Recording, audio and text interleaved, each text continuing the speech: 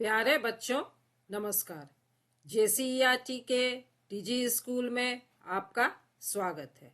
मैं अनुपमा आज आप लोगों के साथ आप लोगों की विज्ञान की पुस्तक विज्ञान की बातें के अध्याय 17 के पाठ पवन, तूफान और चक्रवात पर चर्चा करूंगी। बच्चों, यह इस पाठ का तीसरा वीडियो है और आज इस भाग में हम लोग जानेंगे तड़ित झंझा क्या है, तड़ित झंझा कैसे चक्रवात बन जाता है, चक्रवात की संरचना कैसी होती है। साथ ही हम लोग चक्रवातों द्वारा होने वाले विनाश पर भी चर्चा करेंगे और यह भी जानेंगे कि टॉर्नेडो किसे कहते हैं। तो चलिए सबसे पहले हम लोग तड़ित झंझा थंडर स्टॉर्म के बारे में जानते हैं। तड़ित झंझा का अर्थ है गर्जन के साथ भारी वर्षा। जब भारी वर्षा के साथ बादलों का गर्जन सुनाई पड़ता है तथा बिजली की चमक दिखाई देती है, तब इस घटना को हम तड़ित झंझा कहते हैं।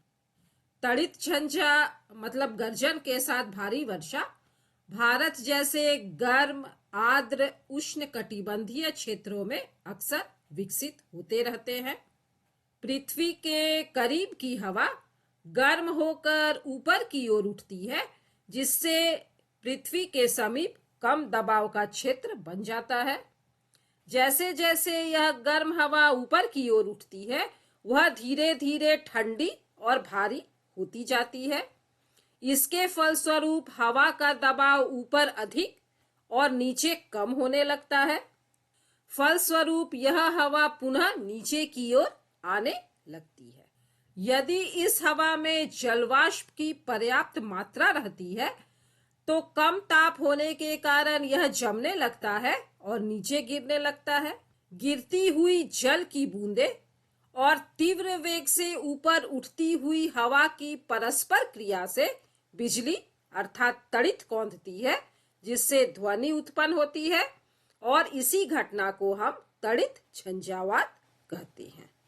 यदि झंझा के साथ तड़ित भी मतलब यदि ध्वनि के साथ बिजली भी गिरने की संभावना दिखे तो हमें निम्नलिखित सावधानियां बरतनी चाहिए।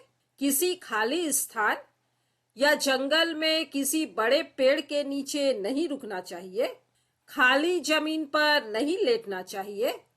धातु की डंडी वाले छाते का उपयोग नहीं करना चाहिए। खुली खिड़की के पास नहीं रहना चाहिए। इस तरह से यदि खुली खिड़की के पास हम रहेंगे तो हमें बिजली का झटका लगने की संभावना रहती है। धातु की बनी चीजों के समीप नहीं रहना चाहिए। यदि संभव हो तो घर के अंदर सारे दरवाजों और खिड़कियों को बंद कर देना चाहिए।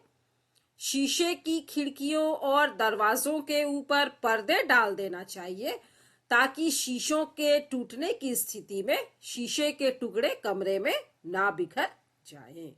विद्युत स्विच को ऑन नहीं करना चाहिए। विद्युत प्लग को नहीं लगाना चाहिए तथा विद्युत के उपकरणों का उपयोग नहीं करना चाहिए। नल नहीं खोलना चाहिए तथा स्नान भी नहीं करना चाहिए। हमें इन सारी सावधानियों का ध्यान रखना चाहिए। बच्चों, क्या आपको पता है रांची का नामकुम क्षेत्र तड़ित झंझा के लिए काफी संवेदनशील माना जाता है। यहाँ प्रतिवर्ष झंझावात से जान माल की क्षति होती है। चलिए अब हम लोग देखते हैं कि तड़ित झंझा कैसे चक्रवात बन जाता है। बादल बनने से पहले जल वायुमंडल से ऊष्मा लेकर वाष्प में बदल जाता है। जब जल वाष्प वर्षा के रूप में बरसता है तो यह ऊष्मा पुनः वायुमंडल में विमुक्त हो जाती है। विमुक्त होने वाली ऊष्मा से आसपास की वायु गर्म हो जाती है। इस प्रकार गर्म वायु ऊपर की ओर उठती है, जिससे वायु दाब कम हो जाता है। इस क्षेत्र में वायु दाब बहुत कम हो जाता है और यहाँ निम्न दाब का क्षेत्र बन जाता है। फलस्वरूप तड़ित झंझा के केंद्र की ओर उच्च वेग की अधिक वायु गति करने लगती है।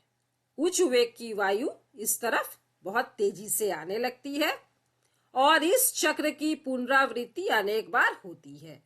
नीचे की वायु ऊपर उठती है और उच्च वेग की वायु बहुत तेजी से इस तरफ आती है। घटनाओं की इस श्रृंखला का अंत बहुत ही निम्न दाब के एक ऐसे तंत्र के साथ होता है जिसके चारों ओर उच्च वेग की वायु की अनेक परतें कुंडली के रूप में घूमती रहती हैं। इस तरह से गोल गोल घूमते रहती हैं। मौसम की इस स्थिति को हम चक्रवात कहते हैं। वायु वेग और वायु दिशा चक्रवात के तापमान और आर्द्रता में वृद्धि करने वाले कुछ कारक हैं। चलिए बच्चों, अब हम लोग चक्रवात की संरचना के बारे में जानते हैं। चक्रवात का केंद्र एक अपेक्षाकृत शांत क्षेत्र होता है जिसे हम तूफान की आंख या आई ऑफ द स्टॉर्म कहते हैं। यहाँ पर देखिए बच्चों, यह है आई। इसका व्यास 10 किलोमीटर से 30 किलोमीटर के बीच होता है। इस क्षेत्र में बादल प्रायः नहीं के बराबर रहते हैं तथा पवन की गति भी अत्यंत कम होती है। इस क्षेत्र के बाहर करीब 150 किलोमीटर तक की दूरी के क्षेत्र में गहरे बादल होते हैं जिसके कारण भारी बारिश होती है। इस क्षेत्र में पवन की गति 150 किलोमीटर प्रति घंटे से लेकर 250 किलोमीटर प्रति घंटे तक होती है। इस क्षेत्र से हम जैसे जैसे दूर जाते हैं पवन की गति क्रमशः घटती जाती है। एक विशाल चक्रवात हवा की ऐसी विध्वंसकारी घटना है जो अत्यधिक तीव्र गति से चक्रवात के केंद्र के चारों ओर घूमती है। इसकी ऊंचाई 10 किलोमीटर से 15 किलोमीटर के बीच होती है। एक चक्रवात की उत्पत्ति कई कारणों पर निर्भर करती है जिसमें पवन की गति, इसकी दिशा, वातावरण का ताप तथा वायुमंडल में उपस्थित नमी की मात्रा प्रमुख है। यहाँ पर बच्चों आप लोग चक्रवात के वेग का प्रतिबिंब देख सकते हैं। यहाँ पर आप चक्रवात की आंख को देख रहे हैं। चलिए अब हम लोग चक्रवातों द्वारा होने वाले विनाश पर चर्चा करते हैं। चक्रवात काफी विनाशकारी हो सकते हैं। तेज पवन समुद्र के जल को तटों की ओर धकेलती है। चाहे चक्रवात तट से सैकड़ों किलोमीटर दूर हो, यह चक्रवात के आने के पूर्व संकेत होते हैं। चक्रवात के नेत्र अर्थात आंख में निम्न दाब के कारण उसके केंद्र में जल सतह उच्च स्तर तक उठ जाता है और उठता हुआ जल 3 से 12 मीटर की ऊंचाई तक उठ सकता है। ऐसा लगता है मानो जल की दीवार तट की ओर बढ़ती आ रही है। इसके परिणाम स्वरूप समुद्र का पानी कम ऊंचाई पर स्थित तटीय क्षेत्रों में प्रवेश कर जाता है जिससे जीवन और संपत्ति की गंभीर हानि होती है। यह पानी मिट्टी की उर्वरा शक्ति को भी कम कर देता है। समुद्र का पानी नमकीन होता है, खारा होता है, और जब यह समुद्र का नमकीन पानी तटों के अंदर की तरफ घुसता है तो मिट्टी को भी यह नमकीन कर देता है और मिट्टी की उर्वरा शक्ति भी कम हो जाती है।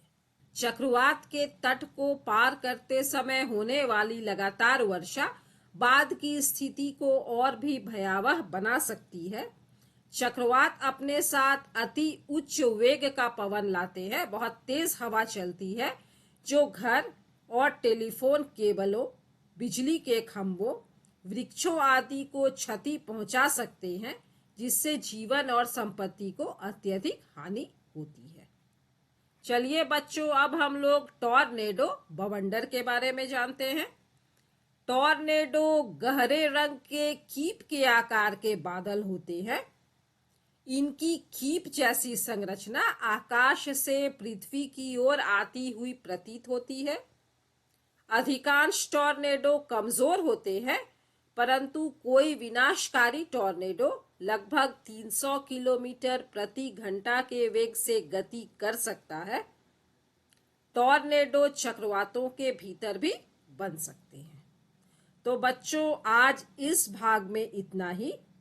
अगले भाग में हम जानेंगे चक्रवातों से सुरक्षा के उपाय, चक्रवात के समय हमें क्या करना चाहिए और किन बातों का ध्यान रखना चाहिए, तड़ित क्या है, और साथ ही हम लोग तड़ित तथा टॉर्नेडो से सुरक्षा के उपायों पर भी चर्चा करेंगे। मिलते हैं बच्चों अगले वीडियो में। तब तक स्वस्थ रहिए, सुरक्षित रहिए, पढ़ते रहिए। Thank you.